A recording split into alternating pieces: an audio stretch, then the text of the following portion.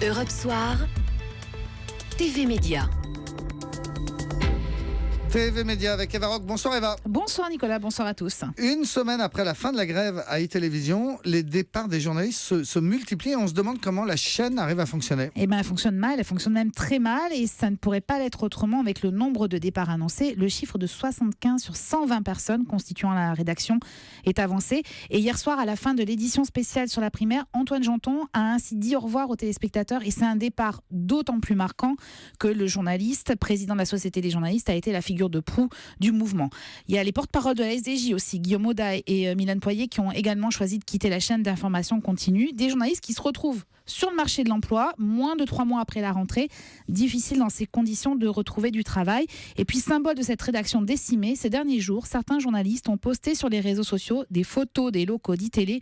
Ce sont des bureaux vides, totalement désertés. Et pourtant, à l'antenne, la chaîne a repris. Oui, mais alors très partiellement. Le matin, entre 6h et 10h. Le soir également, de 18h à minuit. Pour le reste, c'est toujours et encore de la rediffusion de reportages. C'est logique, en l'absence d'équipe et notamment de rédacteurs en chef. La direction a promis que les départs seraient remplacés par des journalistes en CDI, a précisé une dépêche de l'AFP aujourd'hui. A priori, le recrutement se fait plutôt difficilement. L'émission de Jean-Marc Morandini n'est toujours pas de retour à l'antenne, faute d'équipe. Elle pourrait être programmée en fin d'année, voire début 2007, en même temps que le lancement officiel de CNews, c'est-à-dire la nouvelle identité de la chaîne, mais dont on ignore encore la date.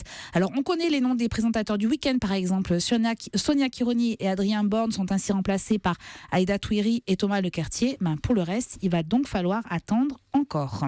Et en attendant, justement, si on regarde la télévision ce soir, vous nous conseillez quoi ? Vous allez adorer un téléfilm, une comédie romantique à souhait, comme on en voit rarement à la télévision. Ça s'appelle Le mec de la tombe d'à côté. Est-ce que vous connaissez ce livre ? En fait, c'est l'adaptation d'un roman à succès suédois qui est signé Katharina Mazetti. Alors, avec au casting Marine Delterme et Pascal Elbé. Donc, c'est l'histoire d'une bibliothécaire qui est plutôt jeune, qui vient tous les jours se recueillir sur la tombe de son mari et qui rencontre au cimetière un agriculteur célibataire. Bibliothécaire, agriculteur. Est-ce que l'amour, d'après vous, Nicolas, entre ces deux êtres si différents est possible ? Je dirais oui. Eh bien, réponse ce soir. Oui, mais Eva, vous nous avez pas dit sur quelle chaîne. Ah oui, pardon. C'est plus pratique quand vous donnez un conseil.